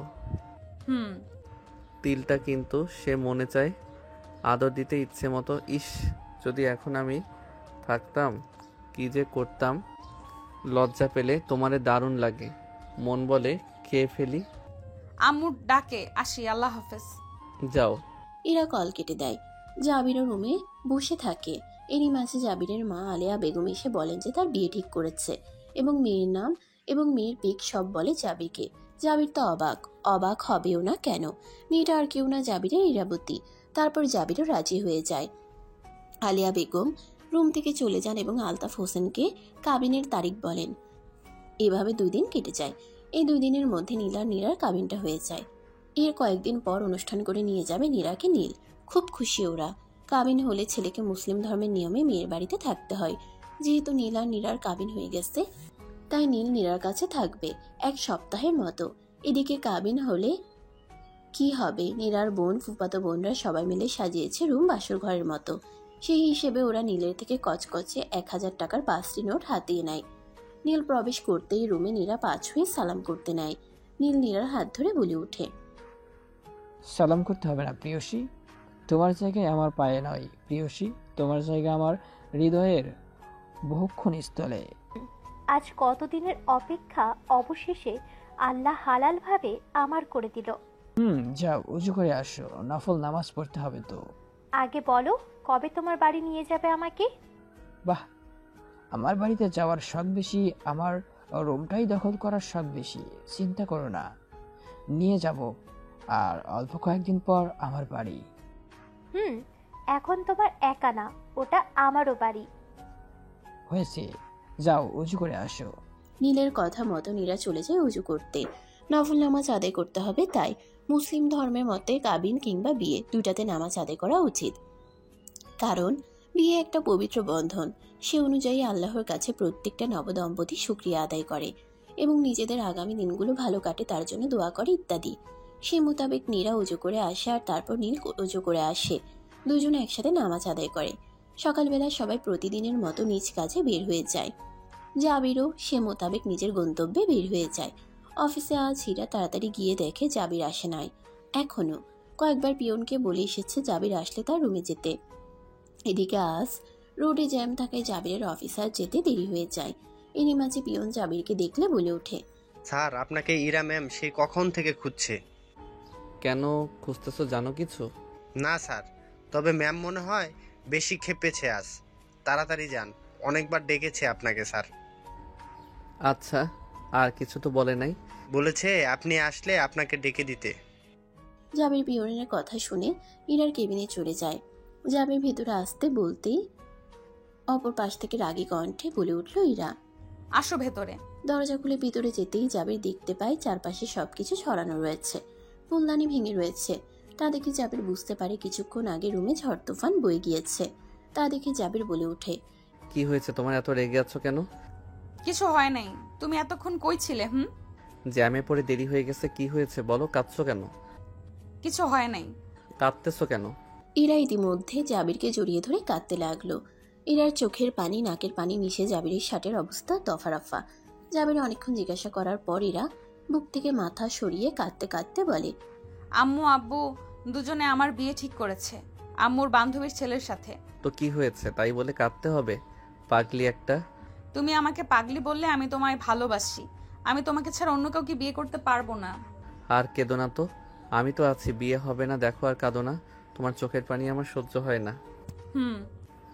এই নাও টিস্যু, চোখের পানি মুছে নাও। জাবির পারতেছে না ইরার কান্না দেখে হাসতে। কোনো রকম নিজের হাসিকে কন্ট্রোল করে রাখছে জাবির। তারপর ইরাকে সান্ত্বনা দিয়ে কান্না থামিয়ে কোনো রকম ইরাকে নিয়ে অফিস থেকে বেরিয়ে পড়ে জাবির। ইরার মন খারাপ, তাই জাবির তাকে একটা লেকে নিয়ে আসছে, যেটা ইরার প্রিয় জায়গা। একদিন ইরাকে জাবির কথার ছলে জিজ্ঞাসা করছিল, তোমার পছন্দের জায়গা কোনটি? তখন উত্তরে ইরা বলেছিল ধানমন্ডি লেক। তাই জাবির আজ ইরাকে নিয়ে ধানমন্ডি লেকেই চলে আসে। গাড়ি থেকে নামতে ইরা তো অবাক। তার প্রিয় জায়গায় এনেছে তার প্রিয় মানুষটি। এক জায়গায় চুপচাপ দাঁড়িয়ে থাকে। ঢাকা শহরের জনপ্রিয় এবং নামকরা লেক হলো ধানমন্ডি লেকটি।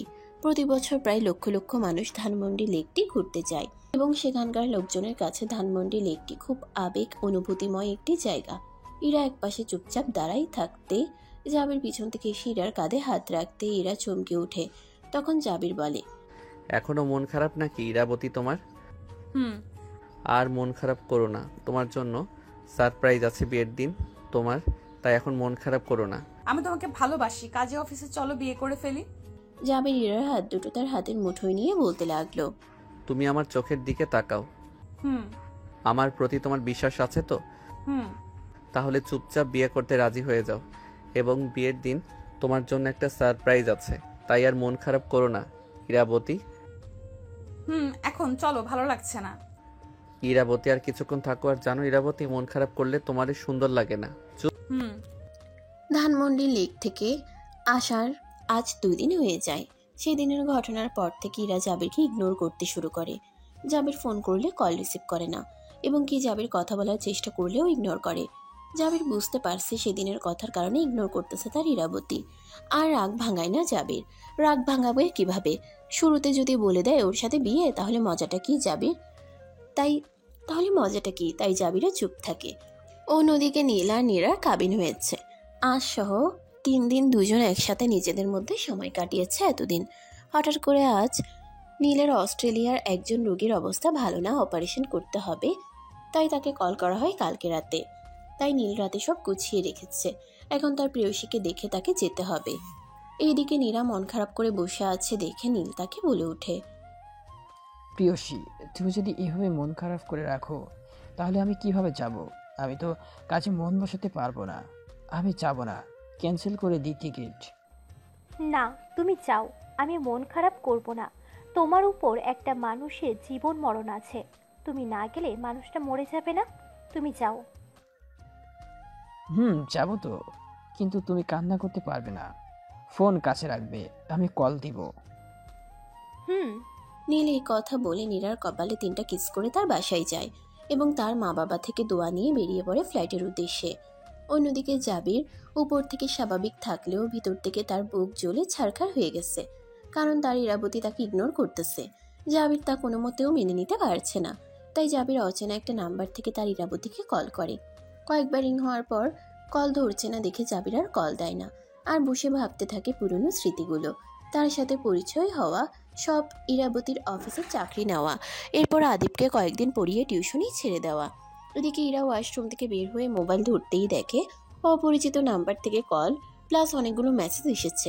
তা দেখে ইরা কল দেয়। জামিনের ফোনে রিংটোন বাজতেই কল রিসিভ করে চুপ হয়ে থাকে। এদিকে ইরা, হ্যালো হ্যালো, কে বলছেন? আরে কথা বলতেছেন না কেন আপনি? আরে ভাই, তুই কথা বলবি না? কল কাটবো। ইরা কল কেটে দিতেই আবার মেসেজ আসে। মেসেজটা ছিল কিছুটা এরকম: তোমার রাগ করলে এত সুন্দর লাগে যা বলা যায় না। তুমি রাগ করলে মনে হয় 2টা কিস দেই 2 গালে। তুমি যদি আমার কাছে থাকো নিশ্চিত আমি তোমাকে এখন কিস করতাম। তুমি আমার, শুধু আমার। এরা এরকম মেসেজ দেখে অবাক আর ভেবে পাচ্ছে না কে এরকম মেসেজ দিতে পারে। এরা এবার মেসেজ দেখতে থাকে। কে আপনি? আপনার সাহস কি করে হয় আমাকে আলতু ফালতু মেসেজ দেওয়ার? আমি অন্ধকার, যাকে রাতে দেখা যায় দিনে দেখা যায় না। ও অন্ধকার? মানুষ অন্ধকারে থাকেন। আমার ইনবক্সে আপনাকে মানায় না। ইরা এই কথা বলে ব্লক করে দেয় অপরিচিত নাম্বারটা। এদিকে জাবির মেসেজ করতে গিয়ে দেখে ওরে ব্লক করে দিছে। কিছু না বলে মুচকি হেসে মনে মনে বলে, আমি জানতাম তুমি আমাকে ব্লক করবে, সমস্যা নাই। এখন ইগনোর, ব্লক করো। আর মাত্র কিছুদিন পর তুমি আমার হবে, তখন তোমার রাগ অভিমান সব চলে যাবে ইরাবতী। দিন গড়িয়ে রাত হয়, রাত পেরিয়ে সন্ধ্যা হয়। এরই মাঝে কেটে যায় 1 মাস। এই 1 মাসে ঘটে যায় অনেক কিছু। নীল অস্ট্রেলিয়া থেকে আসার কয়েকদিন পর নীলাশা বেগম অসুস্থ হয়ে পড়েন। তা দেখে নীল ঠিক করে নীরাকে নিয়ে আসবে মায়ের সেবা করার জন্য। তাই গিয়ে নীরাকে তাদের বাসায়। অন্যদিকে জাবির আর ইরার শুধু কাবিন করার কথা থাকলেও জাবিরের জোড়াজুড়িতে তার মা সাবিনা বেগমের সাথে কথা বলে বিয়ে ঠিক করে। আজ জাবির আর ইরার হলুদ সন্ধ্যা, তাই একে একে ইনভাইট করা প্রত্যেক গেস্ট আসতে শুরু করলো। জাবিরও তাদের আপ্যায়ন করতে আসে খুশি মনে। অন্যদিকে ইরার মন আজ ভীষণ খারাপ। খারাপ হবে না কেন? যে ছেলের মায়ায় পড়ছে, যাকে মন প্রাণ দিয়ে ভালোবেসেছে, এখন তাকে ছেড়ে অন্য একজনের সাথে বিয়ে হচ্ছে, তা ভেবে ইরার মন খারাপ। অবশ্যই সাবিনা বেগম ইরাকে ছেলের ছবি দেখাতে এনেছিল, কিন্তু এরা রাগ করে পাত্রের ছবি না দেখে ফেলে দেয়। আর তখন সাবিনা বেগম চলে যান। এদিকে সন্ধ্যা হতেই ইরাকে গোসল করতে নিয়ে যাওয়া হয়। ছেলের বাড়ি থেকে হলুদ পাঠিয়ে দিয়েছিল আগে, তাই কোনো সমস্যা হয় নাই। ইরাকে গোসল করানো শেষ হলে তাকে বসানো হয় রুমে। কিছুক্ষণ পর তাকে নিয়ে পার্লারে যাবে সবাই, এরপর কমিউনিটি সেন্টারে। যেহেতু কমিউনিটি সেন্টারে অনুষ্ঠান হবে, ইরা তার রুমে বসে থাকতে ইরার রুমে তার খালাতো বোন জান্নাত আসে এবং ইরাকে বলে, বোরখাটা পরে নাও, দুলাভাই বলছে পার্লারে যেতে হলে বোরখা পরতে হবে। এখন আমাকে বোরকাও পরতে হবে এত কিছুর পরেও? এটা দুলাভাইয়ের আদেশ, আর সাথে বলেছে সুন্দর করে সাজতে। টাকা পাঠিয়ে দিয়েছে, এখন সব গুছিয়ে নাও। গোছানো আছে সব জিনিসপত্র, তুই সব নে আর বোরকাটা দে।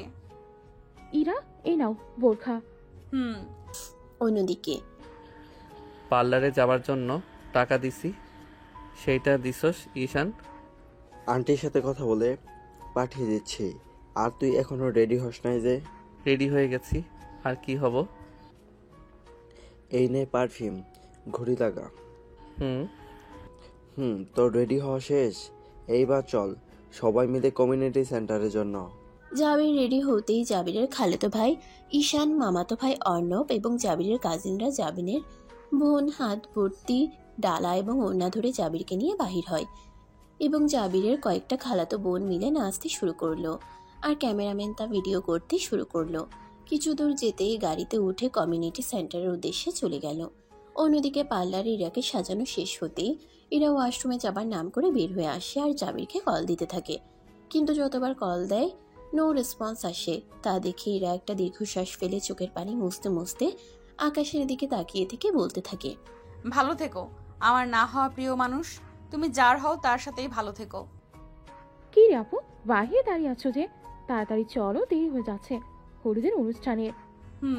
তাদের সাজা শেষ হয়েছে। গাড়িতে ওঠো তাড়াতাড়ি, আন্টি কল করেছে, ভাইয়ারা চলে আসছে।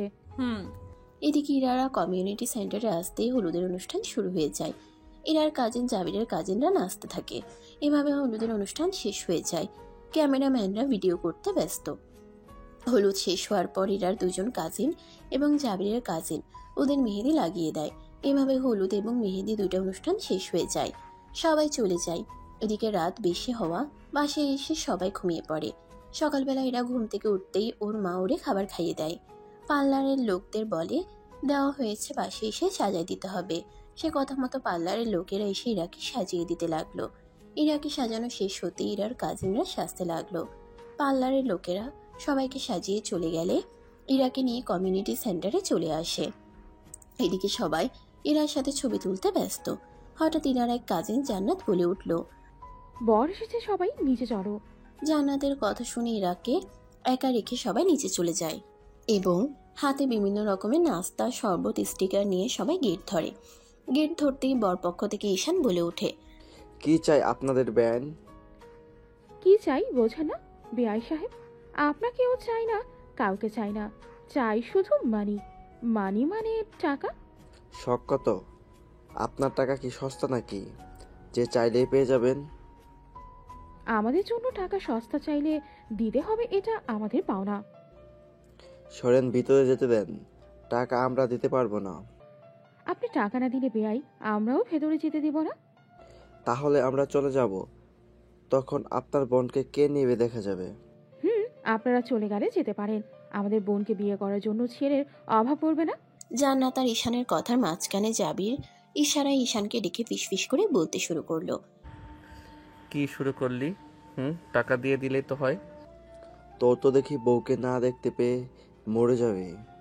ঝগড়া বন্ধ করে টাকাগুলো দিয়ে আমাকে বউয়ের কাছে নিয়ে চল। ঠিক আছে। কথা শেষ হলো, কি সিদ্ধান্ত নিলেন? চলে যাবেন না থাকবেন? আচ্ছা, কত টাকা চাই আপনাদের বলেন শুনে। বেশি না, 50,000 তাতে তো হবে, তাই মীরা? এত টাকা? মামা বাড়ি আবদার নাকি? আমরা 5,000 দেব, এর বেশি দিতে পারবো না। ঝগড়া না করে মেনে নেই জান্নাত। এই নিন কেচি, ফিতা কাটুন ভাইয়া। জাবির ফিতা কাটতেই জান্নাত শরবত খেতে দেয় জাবিরকে। জাবির গ্লাসে এক চুমুক দিয়ে তা রেখে দেয় এবং ভিতরে চলে আসে। ইরা সে কখন থেকে রেস্টুরেন্টে একা একা বসে আছে এবং ক্যামেরাম্যান ছবি তুলছে। পরবর্তী একটা মেয়ে এসে ইরাকে নিয়ে জাবিরের পাশে বসিয়ে দেয়। আর তখন ইরার বাবা আসতেই কাজে বিয়ে পড়ানো শুরু করে। 1 লক্ষ টাকা। মৃত ইকবাল হোসেনের একমাত্র ছেলে জাবির ইসলাম জাবিরকে বিয়ে করতে রাজি। আপনি রাজি থাকলে কবুল বলো মা। আম্মু, আম্মু কই? আম্মু, আম্মুকে আনো। আম্মু, আম্মু না আসলে আমি বিয়ে করব না। ইরা বোকার মতো কথা না বলে কবুল বলে দে, খালামণি এখানে আসতে পারবে না। কবুল, কবুল, কবুল। 1 লক্ষ টাকা। আলতাফ সওদাগরের একমাত্র মেয়ে তাসনুভা জাহান ইরাকে বিয়ে করতে রাজি। আপনি রাজি থাকলে কবুল বলো বাবা। কবুল, কবুল, কবুল। আলহামদুলিল্লাহ। কাজী সহ সবাই চলে যেতে ক্যামেরাম্যান বরকনের একসাথে ছবি তুলতে শুরু করলো। ছবি তোলা শেষ হলে ওদের খাবার খেতে নিয়ে যায়। খাবারের টেবিলে বসতে ইরার কাজিন জান্নাত, মীরা সবাই ওদের সাথে বসে পড়ে। এরপর জাবির ইরাকে রোস্ট একটু খাইয়ে দেয় এবং দুজনের খাওয়া শেষ হতেই জান্নাত, মীরা একটা পাত্রে গরম পানি, গোলাপের পাপড়ি, সাবান, ফেনা নিয়ে জাবিরের হাত ধুয়ে দেয়। এতে জাবিরকে 2000 টাকা দিতে হয়। বিয়ে শেষ হতেই সবাই চলে যায়।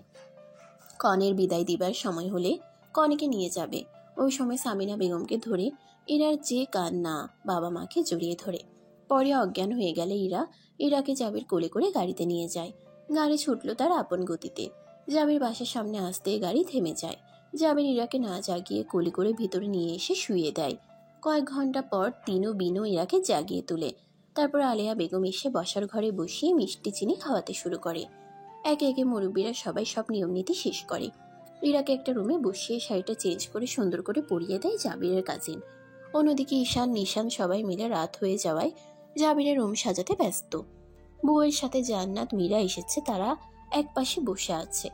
ঈশান, নিশান এবং ছেলে মেয়ে সবাই বাসর ঘর সাজিয়ে ফুল দিয়ে বাহিরে হয়ে যায় এবং জান্নাতকে দেখে কথা বলতে লাগলো ঈশান। কি হলো বেয়ান সাহেবা, আপনাদের নাম তো জানা হলো না, নামটা বলুন। আমার নাম মীরা, ওর নাম জান্নাত। আপনাদের নাম কি ভাইয়া? ভাইয়া বলে মনটাই ভেঙে দিল সুন্দরী। কি যে বলেন না ভাইয়া। এভাবে হাসেন না বেয়ান, তাহলে হার্ট অ্যাটাক করব। ও তাই বুঝি? বেয়াই, তা আপনাদের নাম কি বেয়াই? কি শুরু করলি তুই জান্নাত? চুপ থাক। আমি নিশান। ও ঈশান। আপনার সাথে তো কথাই হলো না। বেআইন কথা বলুন। কি বলবো বিয়াই? আপনার নাম কি? জান্নাত, এখন আসি, পরে কথা বলি। অধিক রাত হয়ে জান্নাতরা ডিনার শেষ করে ঘুমিয়ে পড়ে। অন্যদিকে ঈশান নিশান মিলে জাবিরকে রুমে ঢুকতে দেয় না টাকার জন্য। অবশেষে জাবির টাকা দিতেই ওরা রুম ছেড়ে চলে যায়। জাবির রুমে ঢুকে দরজার হুক লাগিয়ে দেয়। এদিকে ইরা রুমে বসেছিল একা রুমে। কেউ প্রবেশ করতেই বুঝতে পারছে খাট থেকে নেমে সালাম করতেই জাবির তাকে বুকে টেনে নিয়ে বলে, তোমার স্থান আমার হৃদয় ইরা পাখি, আর পা ধরে সালাম করতে নেই, এটা কুসংস্কার, মনে থাকে জানো। কণ্ঠটা তো বেশ পরিচিত মনে হচ্ছে। দেখি তো ঘোমটাটা তুলে। তুমি আমার জামাই কই? তুমি এখানে কেন? বাসর ঘরে বর্ণা এসে বুঝি অন্য কেউ আসি ইরা পাখি? কত কষ্ট দিছি তাই না জান? এটা তোমার জন্য সারপ্রাইজ। তুমি তো জানতে তোমাকে কতটা ভালোবাসি, কেন এতটা কষ্ট দিলে? আজ যদি তুমি না থেকে অন্য কেউ থাকতো তখন? সরি জান, প্রমিস আর কষ্ট দিব না। যাও ওযু করে আসো, নামাজ পড়তে হবে। ইরা জাবির অজু করে 2 রাকাত নফল নামাজ একসাথে পড়ে নেয়। এরপর জাবির ইরাকে স্বর্ণের রিং গিফট করে এবং একটা প্যাকেট নিয়ে বলে পরে আসতে। ইরা প্যাকেট থেকে ড্রেস নিয়ে পরে আসে। জাবির তারপর লাইট নিভিয়ে দুজনে শুয়ে পড়ে। মাঝরাতে ইরার কোমরে কারোর হাতের স্পর্শ অনুভব করে। এদিকে জাবির ইরার কোমর স্লাইড করতে করতে ঠোঁটে যায় এবং ইরার ঠোঁট দুটো তার আয়ত্তে নিয়ে নেয়। আস্তে ধীরে জাবির ঠোঁট থেকে গলায় এবং নিচে নামতে শুরু করে। ইরা চোখ বন্ধ করে অনুভব করতেছে জাবিরের কিসগুলো। এভাবে দুজন পাড়ি দেয় নাম না জানা কোনো এক সুখের রাজ্যে। সকালবেলা ইরা ফ্রেশ হয়ে ড্রেসিং টেবিলের সামনে বসে চুল মুছতে শুরু করে। ইরার চুলের পানি জাবিরের চোখে পড়তেই জাবিরের ঘুম ভেঙে যায় এবং এক দৃষ্টিতে ইরার দিকে তাকিয়ে থাকে। ইরা ড্রেসিং টেবিলের আয়নায় তাকাতেই দেখে জাবির তাকিয়ে রয়েছে। তা দেখে ইরা বলে, অমনভাবে কি দেখছো? ফ্রেশ হয়ে আসো। পড়ি দেখি তাই? ফ্রেশ যদি না হই? ওঠো বলছি, ফ্রেশ হয়ে আসো। মহারানীর আদেশ বলে কথা। এখন থেকে আমার সব কথা শুনতে হবে স্যার। Okay ma'am. ইরার কথা মতো জাবিরও ফ্রেশ হয়ে আসে এবং গোসল করে রুমে আসতেই ইরা এক চিৎকার দেয় আর বলে, কি হয়েছে? এত জোরে চিৎকার দিচ্ছে? আমার কানের 12টা বাজিয়ে দিলে। তুমি এভাবে কেন? তাড়াতাড়ি ড্রেস পরো। রাতে সব দেখিনি, এখন লজ্জা পাইতেছো? নির্লজ্জ, তাড়াতাড়ি জামা পরেন। হায় রে আমার লজ্জাবতী রে। জাবির ফ্রেশ হয়ে টাওয়াল পরে রুমে আসা ইরা এমন ভাবে চিৎকার দেয়। এদিকে তিনু এসে ডাকতে শুরু করে, ভাইয়া ভাবি উঠো, নাস্তা করতে আম্মু ডাকতেছে। আসতেছি, তুই যা নিচে, চলো নাস্তা করতে, আর ঘুমটা দাও। জাবির আর ইরা নাস্তা করতে একসাথে নিচে যায়। সবাই ওদের দিকে তাকিয়ে থাকে। আলেয়া বেগম ওদের দুজনকে দেখে মনে মনে মাশাল্লাহ বলেন। ওরা আসতেই ওদের নাস্তা দেয়, দুজন খেয়ে নেয়। এদিকে বিয়ের পরের দিন বড় মাছ কাটতে হয় বাড়ির বউকে। নিয়ম অনুযায়ী তা করেন আলেয়া বেগম। বড় একটা মাছ ইরাকে দিয়ে আলেয়া বেগম বলেন, এই নাও মা, মাছটা হাতে নাও এবং এক টুকরো কাটো। জি আম্মু। উফ, কেন যে কাজ শিখলাম না, কি করব তোর দেখি। কাটো। জি। ইরা মাছ কাটতে গিয়ে হাত কেটে ফেলে। তা দেখে আলেয়া বেগম তাকে রুমে নিয়ে গিয়ে ফার্স্ট এড বক্স থেকে ওষুধ লাগিয়ে নিতে বলে। জাবির এগুলো জানে না। পরে যখন শুনে ইরার হাত কেটে গেছে, তাড়াতাড়ি রুমে গিয়ে হাতে ওষুধ লাগিয়ে আর ইরাকে বকা দিতে শুরু করে। যেটা পারো না সেটা করতে যাও কেন? না মানে এটা তো নিয়ম। চুপ থাকো। নিয়ম মানতে গিয়ে হাত কেটে ফেললা, আর কখনো যেন কোনো কাজ করতে না দেখি। আম্মুর থেকে শিখে নিবে, তারপর কাজ করবে, মনে থাকবে। লক্ষ্মী বউ আমার, আর কাঁদো না, হাত ঠিক হয়ে যাবে। সময় ও স্রোত কারোর জন্য থেমে থাকে না, এটা আমরা সবাই জানি। নদীর পানি যেমন গতিশীল, তেমনি মানুষের জীবনও গতিশীল, ডাইনামিকের মতো। দেখতে দেখতে 7টা বছর পেরিয়ে যায়। জাবির ইরার অফিস দেখাশোনা করে। জাবির আর ইরার কোল আলো করে একটা কন্যা সন্তান হয়, যার নাম রাখে ওরা আয়রা। আয়রা হলো জাবির আর ইরার প্রাণ ভোমরা, চোখের মণি। আয়রার বয়স 5 বছর। অন্যদিকে নীল নাম করা একজন হার্ট সার্জন হয়। দেশ বিদেশে তার অনেক নাম এবং অনেক সম্মান অর্জন করেছে। এই 7 বছরে নীল আর নীরার একটা ছেলে হয়, যার নাম আহানাফ, যার বয়স 6 বছর। সবাই যে যার সন্তান নিয়ে খুব ভালো জীবন কাটাচ্ছে আল্লাহর রহমতে। আয়রা আম্মু খেতে আসো। আম্মুনি। না মাম্মা, আমি কিচ্ছু খাবো না, আমি খেলবো। খাবারটা খেয়ে তারপর খেয়ে নাও। না না না। আর পারি না এই মেয়েটার জ্বালা যন্ত্রণা সইতে, পুরো বাবার মতো হয়েছে। আমার মেয়ে আমার মতো হবে না তো কার মতো হবে? তোমার মতো হয়েও তো সব জ্বালা আমাকে সইতে হয়। মেয়েকে আমি খাওয়াইতেছি, এদিকে দাও। নাও খাবার। আয় আম্মু, আমার মাম্মামটা আসো মজা ভাত খেতে, পাপ্পা খাওয়াই দিব। হা করে তো মাম্মাম। দাও। অন্যদিকে ছেলে ঘুমিয়েছে? অনেক রাত হয়ে গেছে, ঘুমাতে চলেন। লাইট নিভিয়ে দেন। নীল লাইট নিভিয়ে এসে নীরাকে কোলে করে ব্যালকনিতে দোলনায় বসিয়ে দেয়। নীল ও নীরার পাশে বসে পড়ে। তা দেখে নীরা বলে, কি হলো স্যার, আজ হঠাৎ ব্যালকনিতে? ঘুমাবেন না আজ? ঘুমাবো তো, আগে চাঁদ দেখো আকাশে। আমার অনেক শখ ছিল আমার বইয়ের সাথে চাঁদ দেখবো, ব্যস্ত থাকায় আর হয় না। জানো আমি সত্যি অনেক ভাগ্যবতী তোমাকে পেয়ে। তুমি আমার জীবনে সেরা উপহার। তুমিও আমার শূন্য জীবনের পূর্ণ। তোমাকে পেয়ে আমার পুরো জীবন ধন্য প্রিয়তমা। আমার একটা আবদার রাখবে? কি আবদার বলো? অনেক দিন হয়েছে তোমার কণ্ঠে গান শোনা হয় না, একটা গান শোনাবে? আমার প্রিয়তমা গান শুনতে চাইছে, আর না শুনিয়ে পারি, কিন্তু আমার সাথে তোমাকেও গাইতে হবে। নীল গান গিয়ে শেষ করতে পাশে ফিরে দেখে নীরা ঘুমিয়ে পড়েছে। আর নীরাকে না ডেকে কোলে করে রুমে এনে শুয়ে দিয়ে নিজেও নীরাকে জড়িয়ে ধরে ঘুমিয়ে পড়ে। এরপর ওরা রুমে এসে একে অপরকে জড়িয়ে ধরে ঘুমিয়ে পড়ে। অন্যদিকে আয়রাকে খাবার খাইয়ে ইরা ঘুম পাড়িয়ে দেয়। ইরা প্রতিদিনের মতো ব্যালকনিতে চলে আসে আর রাতের শহর দেখতে থাকে। তখনই জাবির ব্যালকনিতে এসে পেছন থেকে ইরাকে জড়িয়ে ধরে পিঠে কিস করে আর ইরা কেঁপে কেঁপে উঠে। এরপর ইরাকে কোলে করে রুমে নিয়ে আসে আর বলতে থাকে জাবির, তোমাকে দেখলে শুধু খেয়ে ফেলতে ইচ্ছা করে বউ, তোমার সামনে আসলে নিজেকে কন্ট্রোল করা মুশকিল। যা, কি যে বলো না তুমি। লজ্জা পাইলে হবে? মেয়ে তো বড় হয়ে গেল, আর একটা বেবি নিলে কেমন হবে? পচা লোক কোথাকার। জাবির ইরা আবারও হারিয়ে যায় সুখের রাজ্যে। দোয়া করি সারা জীবন ওরা সবাই যেন এভাবে ভালোবেসে একসাথে সারা জীবন থাকতে পারে। কারোর বদ নজর যেন ওদের উপর না পড়ে। সারাটি জীবন তারা যেন হাতে হাত রেখে একে অপরের সুখ দুঃখে একসাথে থাকতে পারে। কখনো কোনো বিপদ যেন না আসে ওদের জীবনে। গল্পটি কেমন লাগলো অবশ্যই কমেন্ট করে জানাবেন। সুন্দর সুন্দর ভালোবাসার গল্প পেতে আমাদের চ্যানেলটি সাবস্ক্রাইব করে পাশে থাকবেন।